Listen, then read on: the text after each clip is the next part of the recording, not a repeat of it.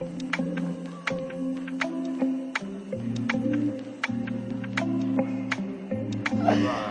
my God, I am actually in Baltimore with the one and only K Love. But you can see, we Chicago Period. To the world blow up, okay?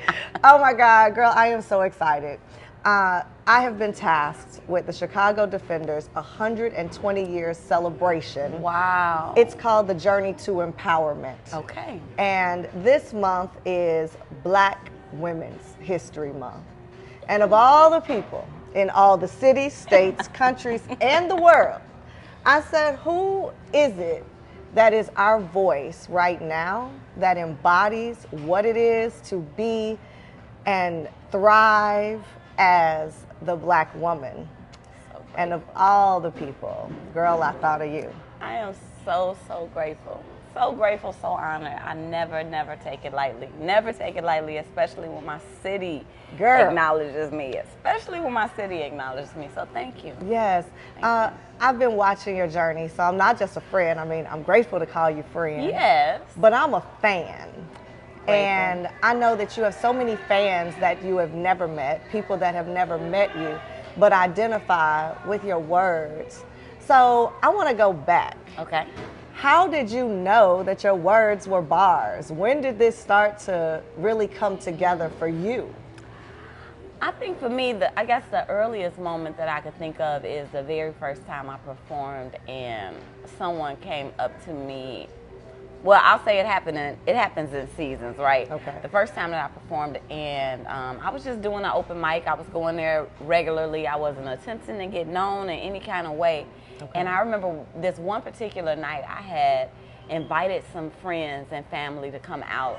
And it was so hard getting them to come to the thing. And I was just like, and I remember feeling a little discouraged as I walked into the open mic. And as soon as I walked in, 2 or 3 people came up to me and was like, oh, I'm so glad you're here. I brought my sister, baby daddy, cousin. I wanted them to hear that song. And I was like, wow. These people don't even know me. Yeah. And they were looking for me, hoping for me to come. And I was like, man, that means something. And it seemed to progress from that to someone coming and saying, hey, how much would you charge? My mind blown. Like, you want to pay me to do what I say my feelings, my real feelings? People have been trying to pay me to stop saying all of my feelings.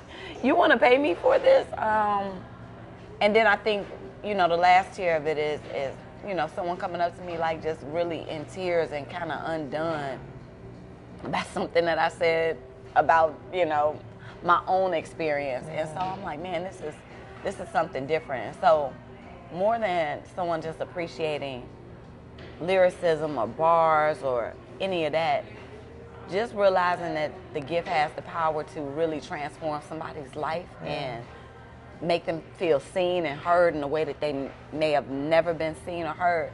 Yeah. It's sacred to me. It is. It is. I understand and know that feeling too from, in coaching world, people feel seen and heard and touched. And when they come back and share those stories, that day you talked to me, that thing that you said, it changed my life and I took this action or I did that thing next. And there's nothing like that feeling. Yeah. So you've taken recently this nationwide fame that you have, and you created the Art of Sisterhood. So I had the pleasure of being the silver table at the Chicago version. But you did something really brave because this wasn't a show that people were paying you to do, but you took this city to city to city to city. What gave you the chutzpah to do that? Word.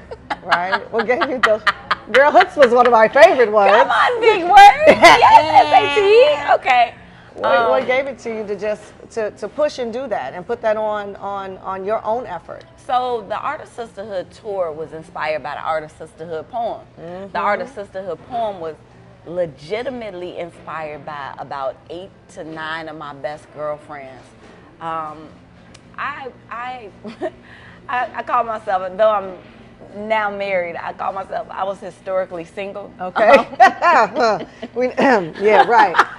But married gang, here we are, right? Come on, new last names. I was historically single, and wanting love and wanting to attract it, you know, so much. I come from a family of marriage. My parents found each other as teenagers, and I just assumed that will always be my story. And so I think I spent a lot of my life looking for that romantic love in that type of way, waiting for it, looking for it. And I remember just having an epiphany in my 30s even before, you know, my husband found me, and just thinking like, man, love has always surrounded me.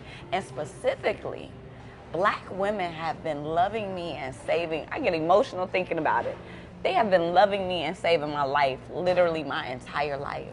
Literally my entire life. And I just felt so compelled to write about it. And so, you know, the poem essentially is just talking about all of my good girlfriends that have saved me in all the different ways that they all saved me. Because we pulls up. Listen, I got them from all different places, from all different, and even when I bring them all together, they get along with each other. Like I've really had a lot of great experiences with sisterhood. I've had some not so great experiences early in my life, but nothing can cloud the value of that for me. So I wrote the poem as a tribute to them.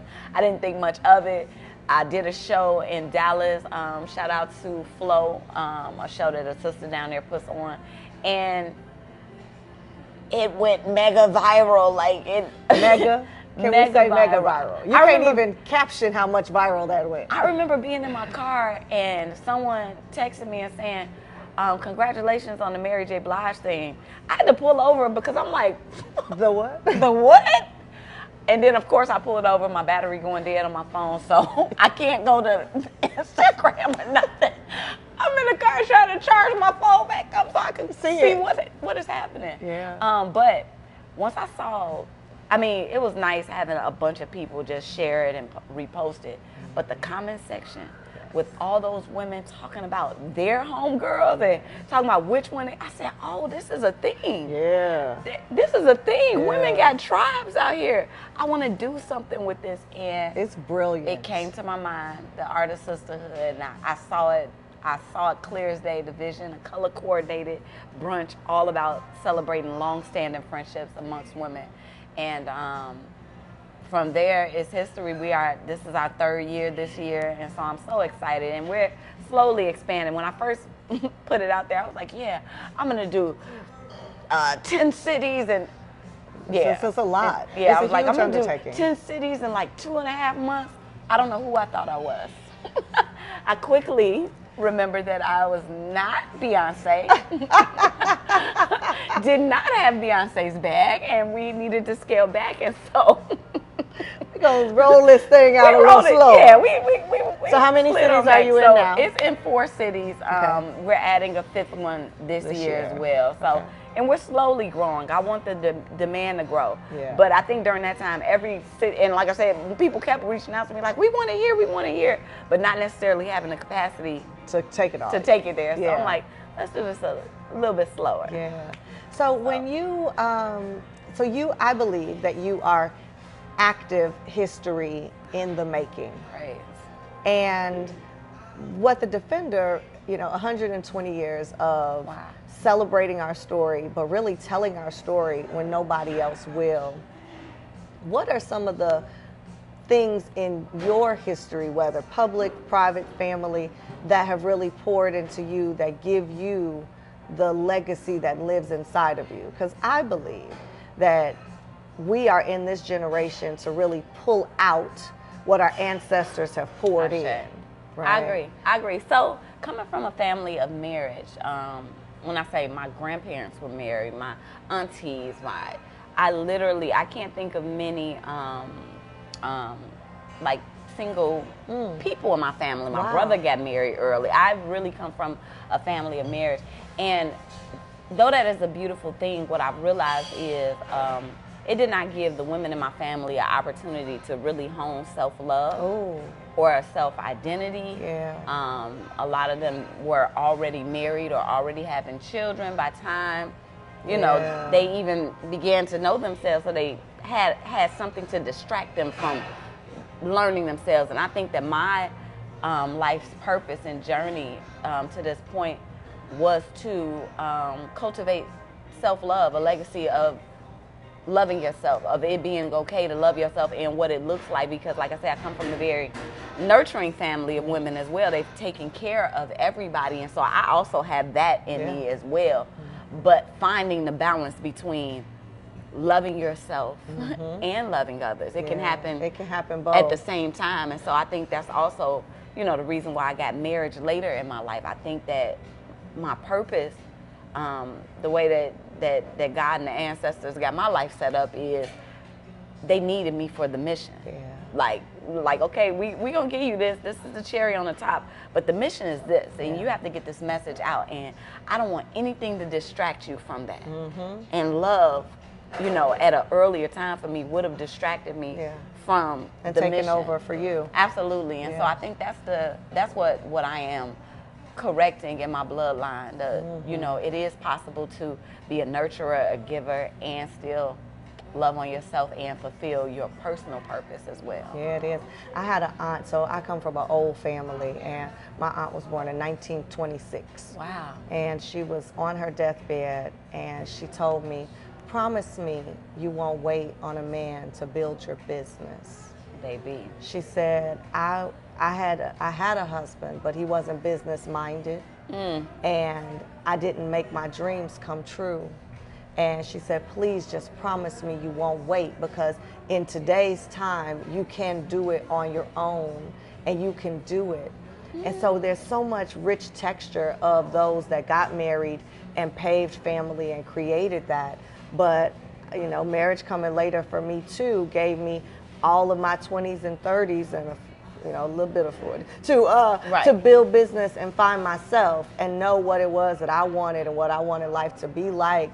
And I think that is the message that we get to now share with this next generation. It's so important. It's so important. I absolutely love and adore my husband, but I think that that was withheld from me until I could prove that I could manage loving him and loving myself at the same time. Say that. And so, you know, I always say I got him at the right time in my life. Yeah. So how long have you been married now? So April 19th made 1 year.